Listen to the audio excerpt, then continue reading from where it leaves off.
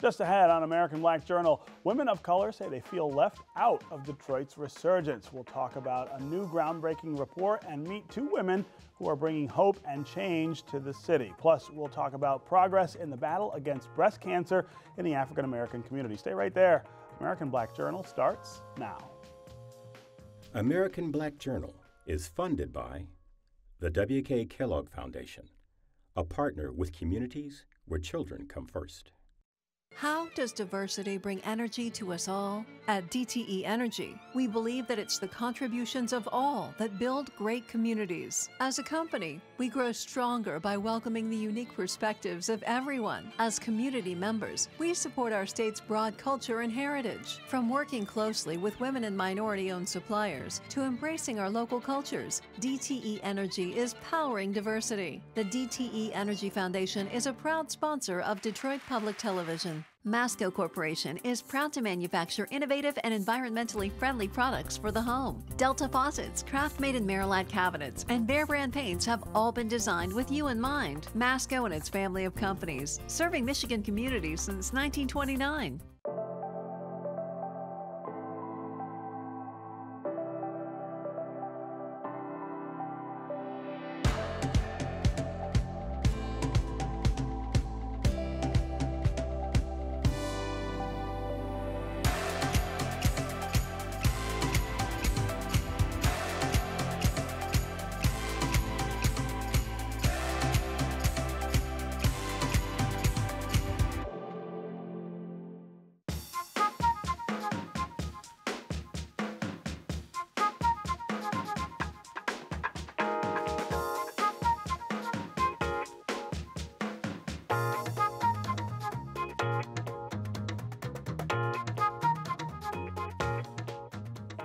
Welcome to American Black Journal. I'm Stephen Henderson. As Detroit continues its economic recovery, a new report indicates women of color don't feel included in the city's redevelopment. The report is called I Dream Detroit, the voice and vision of women of color on Detroit's future. Nearly 500 Black, Latina, Arab, American Indian, and Asian women were surveyed by the Institute for Policy Studies. 71% say they feel left out of the city's ongoing revival, despite contributing as taxpayers, as business owners, and as community leaders. Joining me now is Ed Ignatius from the W.K. Kellogg Foundation, which funded the project, along with two women profiled in the report, Reverend Rosalind Bouye from the Brightmoor Connection Client Choice Food Pantry, and activist Monica Lewis-Patrick from We the People of Detroit. Welcome to American Black Journal. Thank you. Thank you. Yeah, so Ed, I think this is something that if you live in downtown Detroit as I do, or work in downtown Detroit as I do, it's sort of obvious, right? There is a change in the way that Detroit looks and feels, and some of that is I guess, good. Some of that, as this report points out, is bad and exclusionary. I want you to talk a little about how we separate those things, how we look at the things that are going on that we all want to happen in Detroit, but how do we sort of incorporate people who are being pushed out of it? Well, you know, our founder at the W.K. Kellogg Foundation really set a tone early on, because he really feels, and he's long passed away, but he established a strong belief that the community really has the solutions to solve its own problems. And you don't need somebody coming in and sometimes you need resources, and sometimes you may need some experts to back up the community's concerns, but that the community really has the answers. And so through cooperative action, we can sometimes find much better solutions than if somebody imposes it. And we really believe that that community inclusion is absolutely essential to the future of Detroit. It's essential to the future of its shape and what it looks like. It's essential to retaining the DNA that makes Detroit special, while at the same time helping more jobs, helping more families, Yeah. helping it to be the family place it always has been and should continue to get back to. Yeah. And so we believe that community inclusion is Yeah. essential. Well, one of the things that I thought was really interesting about this report is that you've got 71% of these women saying they don't feel like they're participants, but they are taxpayers, they're business owners. So it's really a question of leadership and direction as much as it is participation, I guess, is what I took away from that. Is that right? Well, I think it actually, and the story is with these two wonderful women, not the story.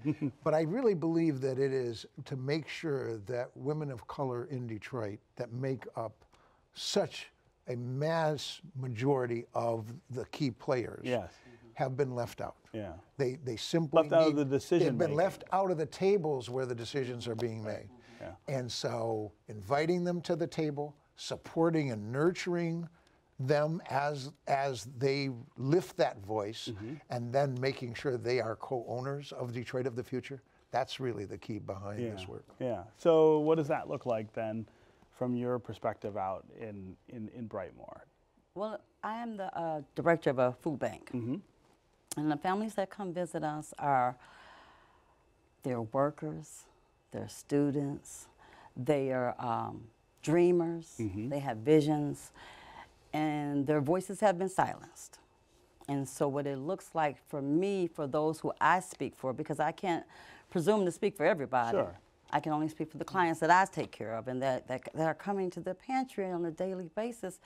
They just want to be heard. They want to be a part of the revitalization of Detroit. To be that, you have to give them an opportunity to sit at the table. Yeah. Their voices have to be heard. But more importantly than giving them opportunity to sit at the table, you have to honor the fact that they are worthy to be there. You know, there's a narrative that's always going around that women and folks in Detroit, they're not working, they're not interested in working. They brought them themselves. Nobody intended on being in the food pantry. Right. That was not on anybody's trajectory. Nobody planned on being in the food pantry. The ones who lost their pensions, the pensions that were stolen from them. That's right. Those are the people that come to the food pantry. Right, right. Those are the grandparents that are raising kids with no pension any longer.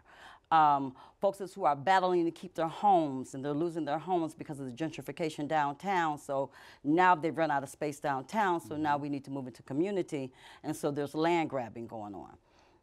We see those who can't get livable wage jobs because, remember, a food pantry is only a symptom of the illness. It's a symptom, right? No, that's the illness is non-livable wage jobs. And it's not, what that report shows you, is not because people are not adequately prepared. It's not because our families don't know how to do the work. It's not because they're not educated. It's simply because they're not included at the table. Yeah. Is that similar to the way that you're seeing it? Oh, definitely how I'm seeing it. I would totally agree with Reverend Roz as well as Mr. Ignatius, is that what we see is our work is centered around assisting families whose water has been shut off. And what we see over and over again is there's these intersections of these systemic issues around. You have over 100,000 households that have been illegally captured in the tax foreclosure. You have over 100,000 households that have been, the water has been shut off, and now you have, because of under the bankruptcy, you had our water department actually left out of that and then restructured into the Great Lakes Water Authority. You actually have private entities controlling public dollars, and private interests don't have to respond to the demands of the public. And so many of the women that we represent are women that are heading up, 60% of the households are headed up by women of color in this city. 70% of the people that work in the city don't live in the city, so there's a basic tax drain on the city of Detroit. We also know that over 40% of the population is living at or below the poverty line. Exactly. And so knowing those demographics and then not embracing something such as a water affordability plan, which we know in Philadelphia they've actually implemented, and it's actually, they're seeing a reduction in blight. So even the blight narrative that we have, that we've got to tear down everything, remove everything, what we find is that that is not the best strategy for being able to build a city. And if you don't ensure that the most vulnerable population of your city has just basic needs. One of the things that we found out most recently, we've been working for 2.5 years with Global Health Initiative at Henry Ford. And we were telling them in 2015 that there would be a major health impact to the city if they continued to shut off water. But of course, what we found is that when the arena and all of the business dealings that were going on downtown, Henry Ford made a decision to go with the $2.2 billion that was on the table, as opposed to ensure that the health and welfare of the citizens of Detroit was protected. And so when you have these kinds of polar opposite kinds of perspectives in terms of what's important in the city, then we have no other choice but to deputize ourselves in this moment and to demand that we're heard. Not only do they dream Detroit downtown, but we also dream Detroit in the neighborhood. Sure. And I'd like to say this real fast. As Monica points out, the Detroit downtown is not inclusive of us. When you look at the numbers, I can't give you the ratio of restaurants that's been open downtown, but by that same token, that's how many food pantries are opening up. That's problematic. You've got this real dichotomy unfolding, this gulf between what's happening in one place and another.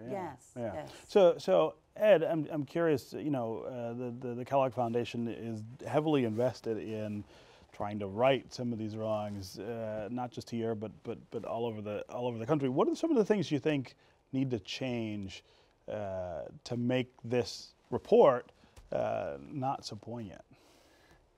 When this report was announced and they had a community luncheon that featured many of the women whose profiles are in the report, what was amazing in the room was the talent and the leadership and the strength of our women in Detroit. I mean, they're just fascinating.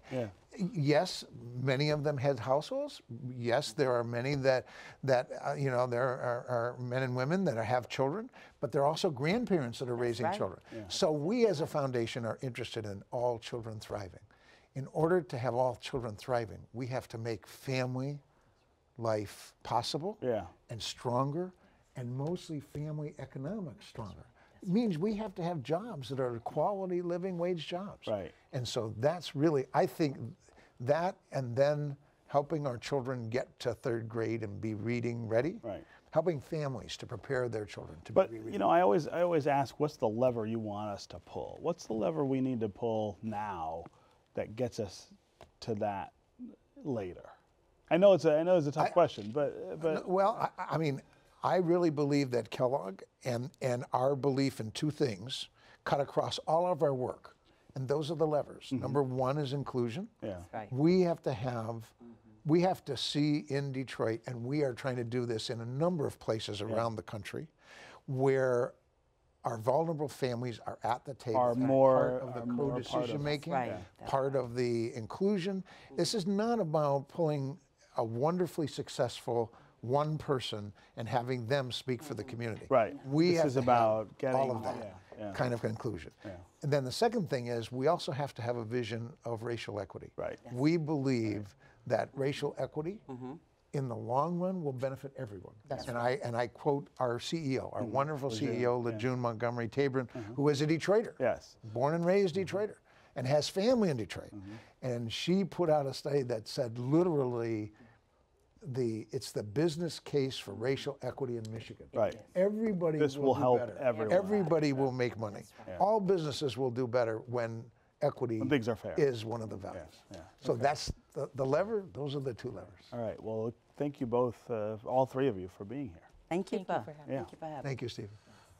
All right, up next, an update on the battle against breast cancer. But first, we continue our look back at the 1967 rebellion with the Detroit Historical Society's Oral History Project. Here's Akosia Barthwell Evans. I was in Africa at the time, in Ghana, with the Experiment in International Living. And this was the time when other riots were taking place, like in Newark and other places, Watts. And I remember my little group said, did I think that would happen in Detroit? And I said, oh, absolutely not, because most people have this house, car. So personally, it was not expected, but I think if I looked back and analyzed it, there were a lot of tensions. You know, of course, there were more things were beginning to move out of the city. So when you had Northland and, you know, sort of the migration and the suburban malls and things like that.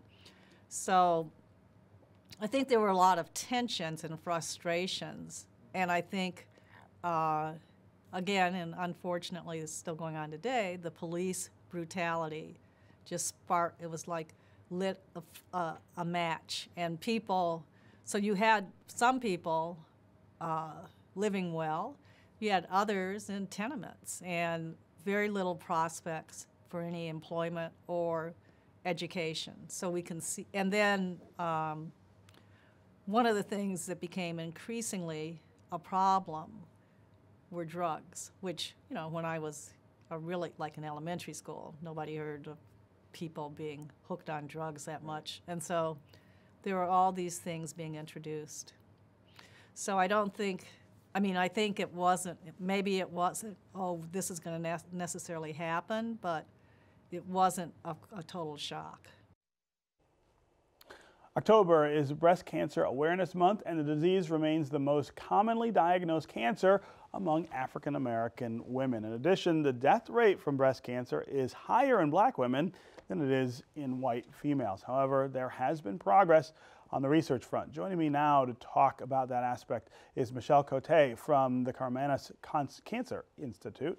Thanks for being here. Yeah, thank you very much for having me. Yeah, so let's start with the progress. What does that look like? Yes, well, I mean, we've made progress over the last several decades in all areas. In early detection, you know, with screening mammography, our rates in white and Black women are essentially equal now. We have a lot of great programs in place, both in Detroit and in the state of Michigan, so that if a woman needs a mammogram and, you know, doesn't have insurance or can't afford it, there's resources available for her.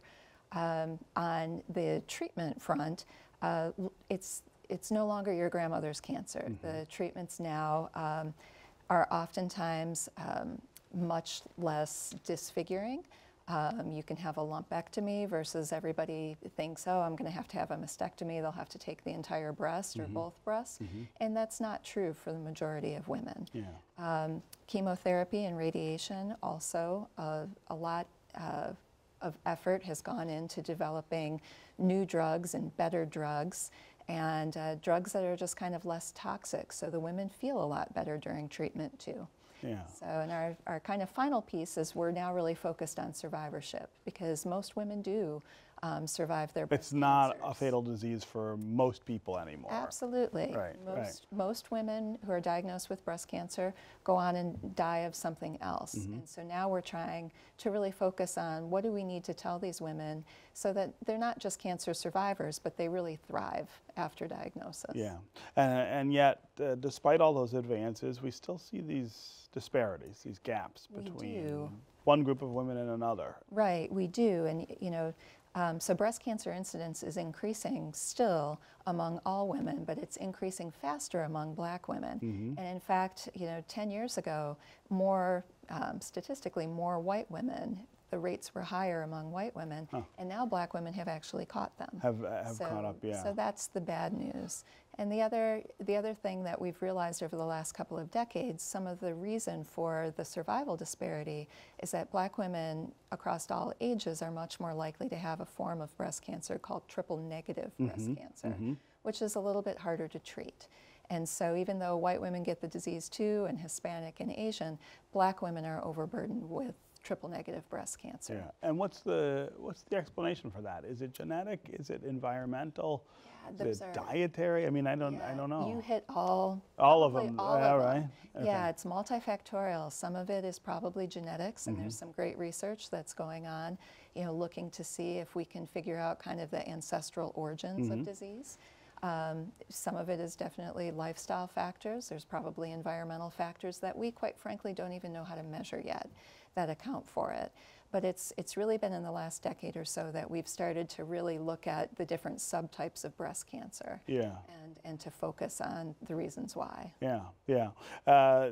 When we talk about these disparities, I mean, I could bring up, I guess, about just about any disease that you could think of, and you'd see a similar gap between African Americans and whites. Is there something peculiar about this gap, though, that tells us how to deal with it differently, or is it just part of the general inequality that we still have? I think some of it's part of the general inequality that we still have. I think a major problem that wasn't recognized in the scientific field for a couple of decades of research was most of the research that was being performed on white women. Right. And so, the treatments were targeted towards the types of cancers that they had, and those that were successful, say a chemotherapy drug going through the pipeline, the greatest success was for cancers that white women tended to have, because that was the focus of the clinical trials. Those were the people who were enrolling. Right. So, some of it is, we work really hard, and particularly at Karmanos, where we have a really large African American population that we serve, right, to, if you qualify for a clinical trial, to talk to you about the clinical trial and encourage you to enroll, so that everybody can have equal access to the absolute best new treatments. Yeah, yeah. October is Breast Cancer Awareness Month. That's become something that I feel like everybody has more awareness of than before. I mean, any place you look, you see the pink. That's part of that month. But talk about the things the progress maybe that has grown out of that Awareness Month being more prominent. I mean, is that making a difference?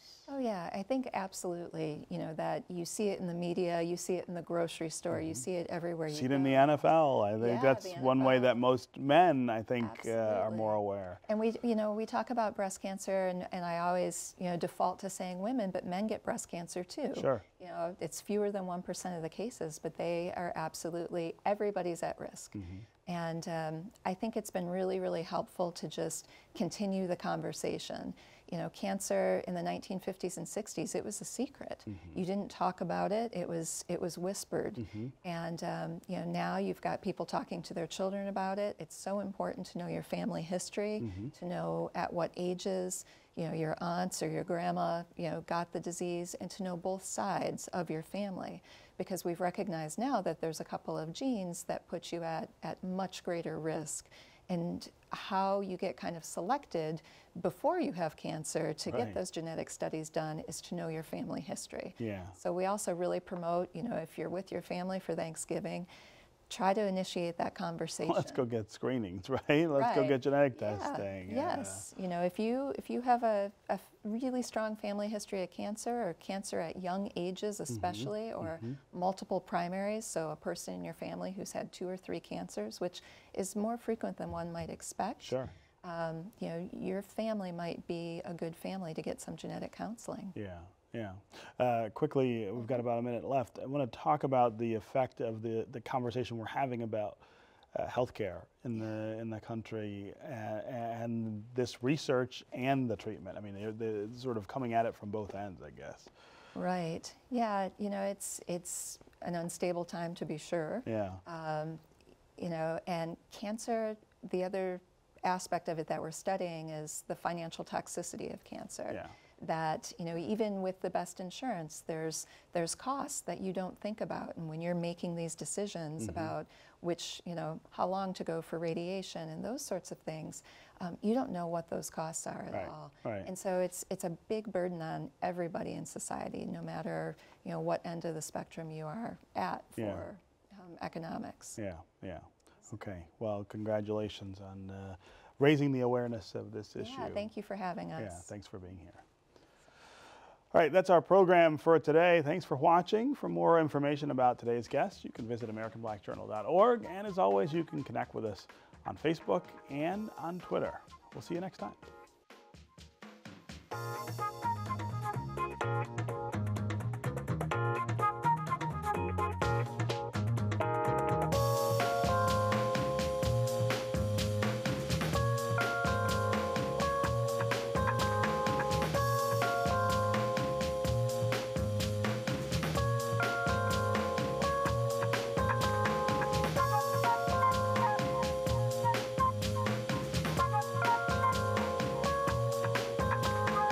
As American Black Journal looks ahead at the next 50 years, we want to hear from you, the viewers. Tell us what you think of this program and what you'd like to see on future episodes. Visit AmericanBlackJournal.org to take a quick survey and share your opinion. Thank you.